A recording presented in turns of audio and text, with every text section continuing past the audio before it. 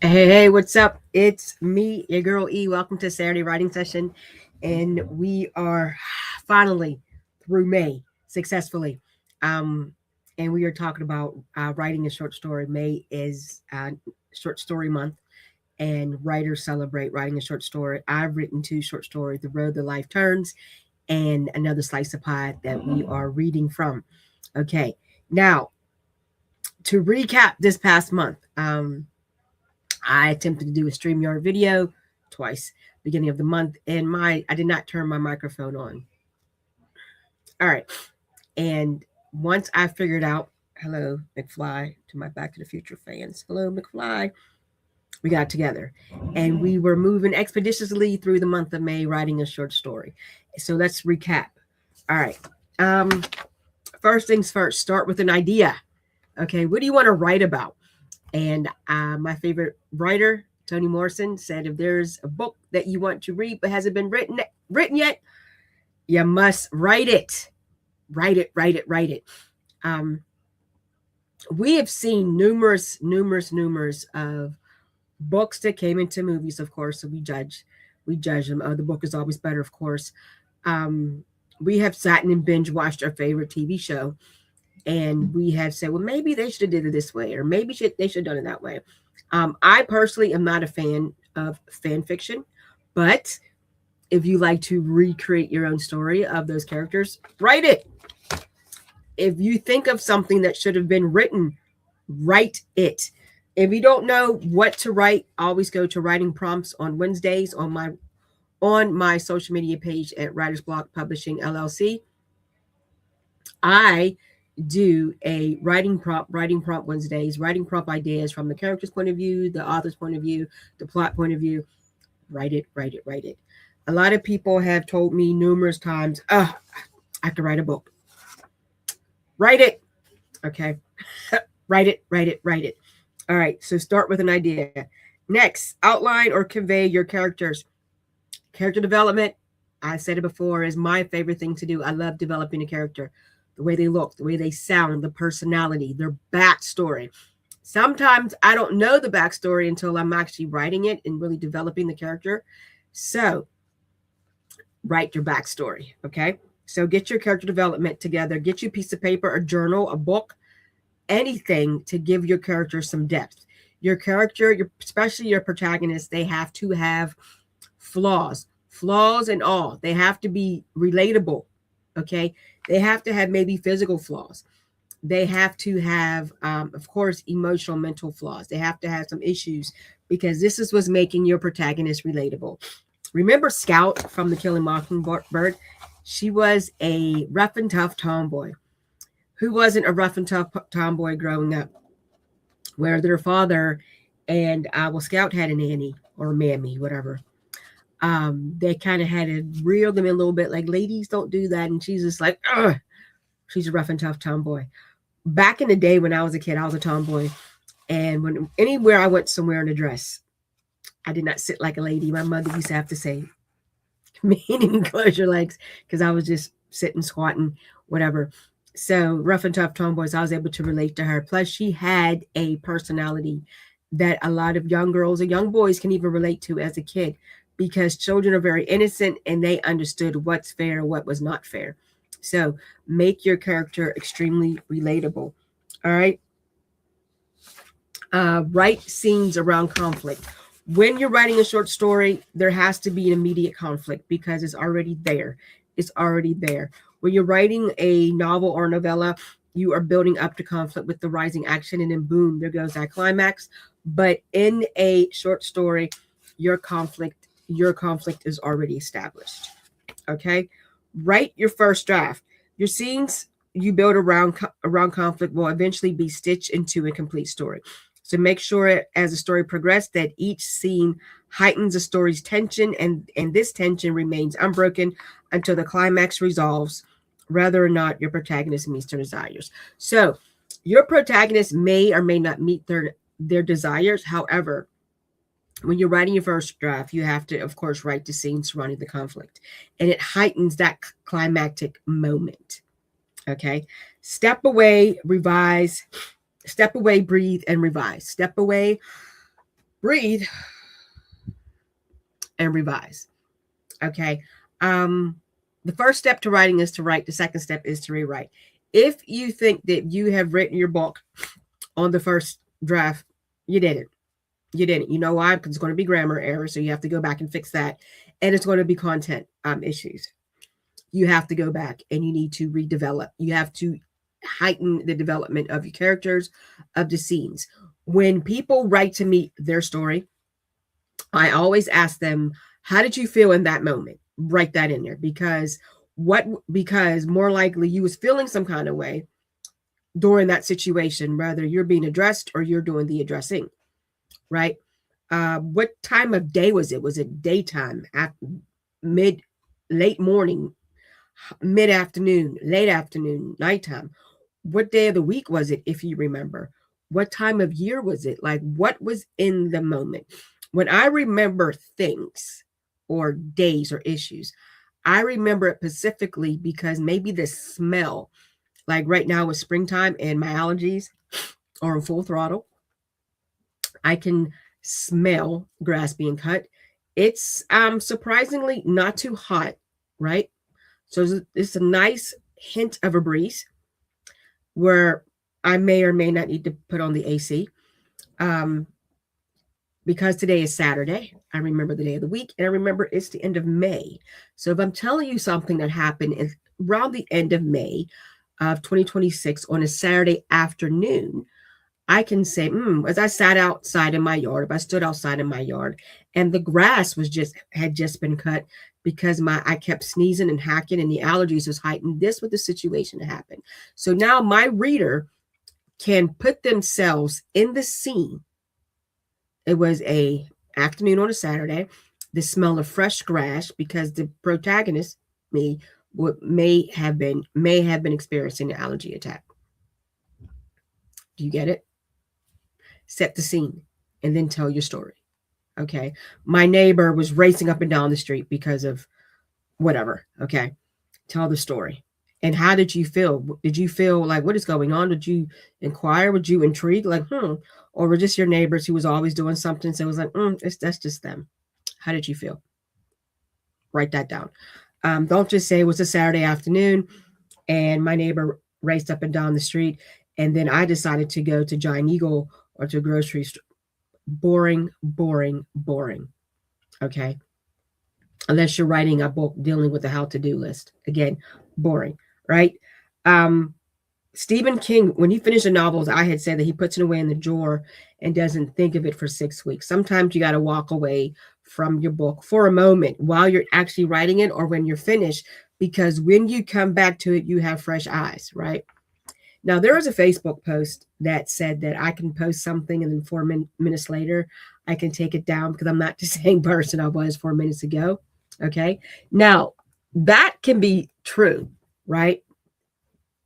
And I mean, like, you can kind of have a new perspective in the 6 weeks because you could talk to somebody about maybe some issues in your life, or you could talk about somebody about your book and you could see things differently. So you might have to go back and kind of redo some things, or your fresh eyes, because now you can catch things a little bit, the grammar, the content better, as opposed to writing it and still being in it. Okay. All right. So if you think of doing that, do it, because that will help you with the revision aspect of it. All right. Now, for the final tips for this month is compare against our short story checklist. See, there's a short story checklist, right? So let's think. Does the protagonist grow? Okay. Are there issues resolved? So have you resolved your protagonist's issues? If not, consider a part 2 or go back and rewrite.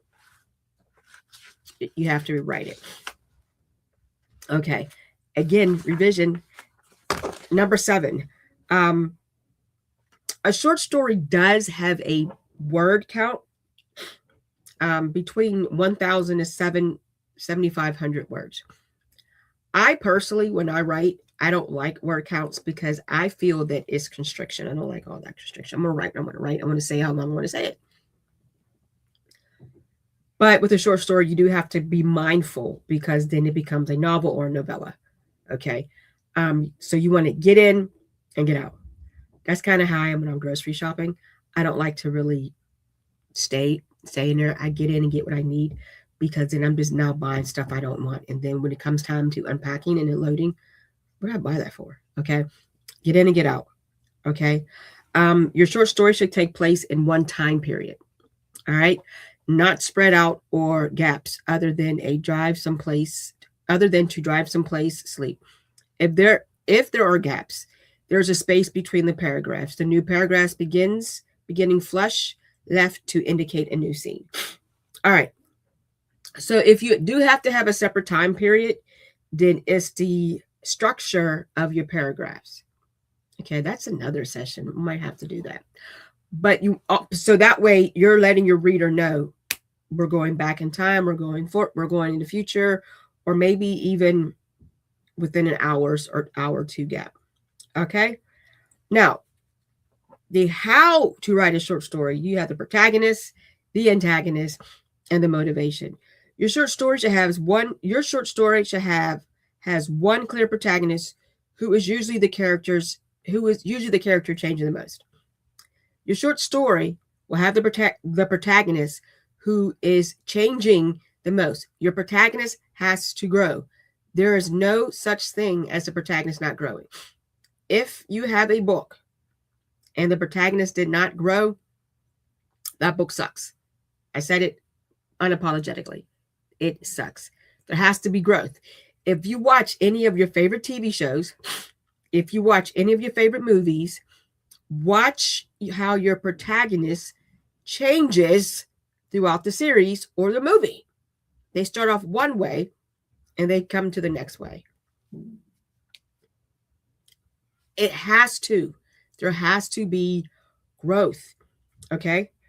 Your story has a clear antagonist who generally makes the antagonist changes their goals. The antagonist, is against the protagonist pro. Okay. So the antagonist, their viewpoint will trigger the protagonist's viewpoint to force the protagonist to grow. Now, your antagonist can grow, but more likely they don't because they're at this level. This is why they're the anti. The possible exception to the 2 short story writing tip is some types of mysteries and action stories, particularly in a series, the protagonist doesn't necessarily grow personally, but instead his change relates to understanding the antagonist enough to arrest or kill him. Batman. The Joker and the Batman it's like a love-hate thing. The Joker, of course, want to challenge Batman to kind of think the way he thinks. And the Batman maybe wants to kill the Joker. He needs to kill the Joker so Gotham City can, I almost said we, as if I lived there, so Gotham City can live in harmony. But because of the duality of Batman and Bruce Wayne, as again a mystery or series.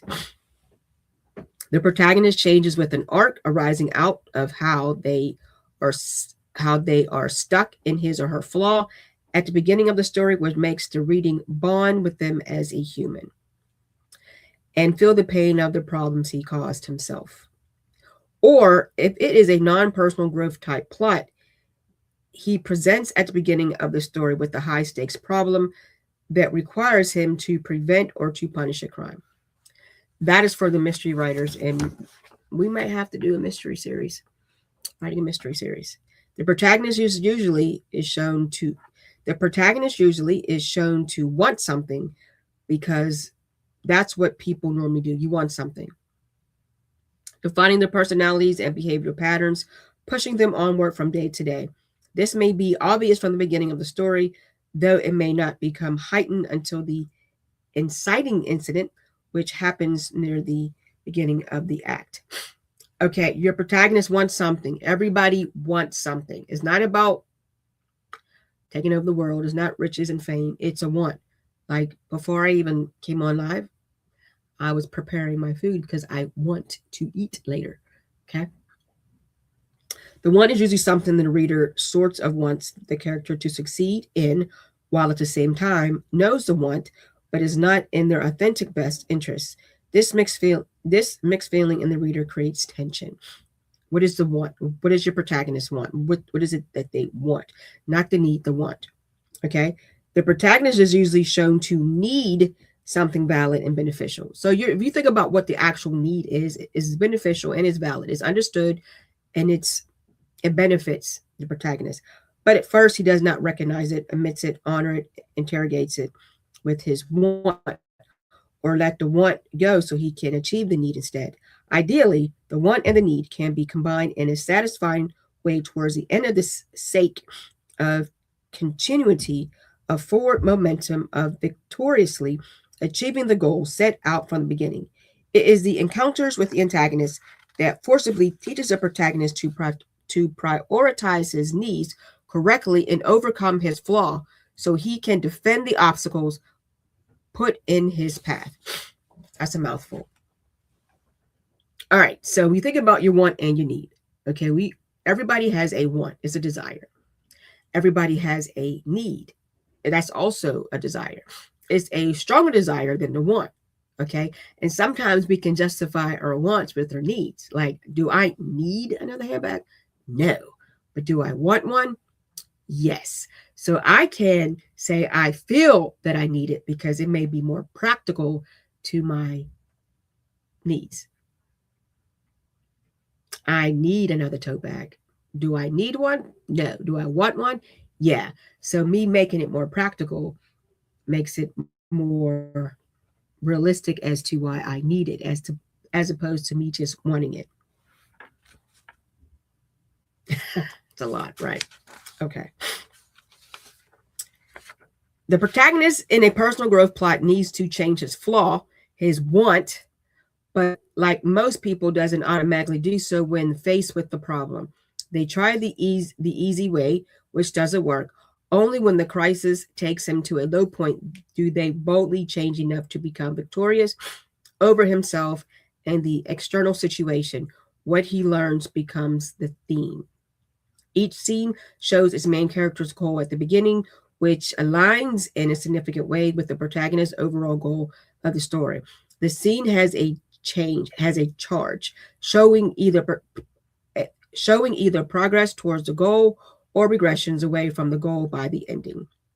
Most scenes end with a negative charge because a story is not about obtaining one's goal easily until the end, in which the scene ends with a positive charge.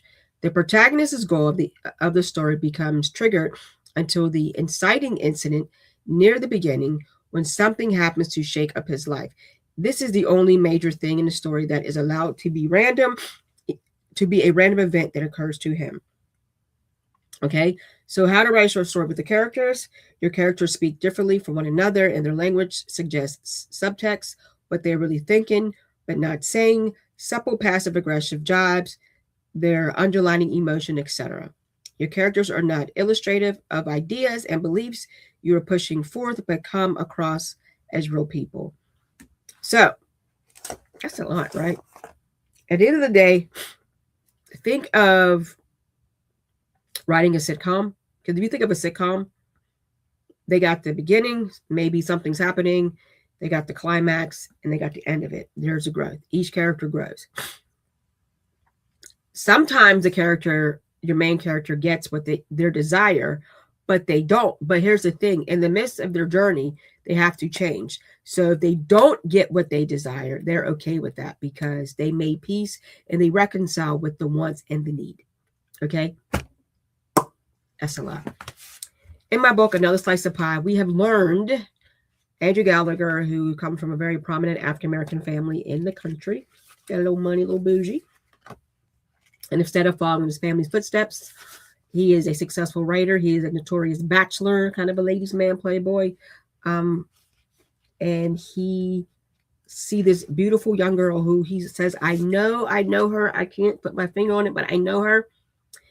And come to find out, she may be his daughter from his wife. They was married for 2 years, about 20 some odd years ago. So here's the one. he wants to figure out if is this his kid.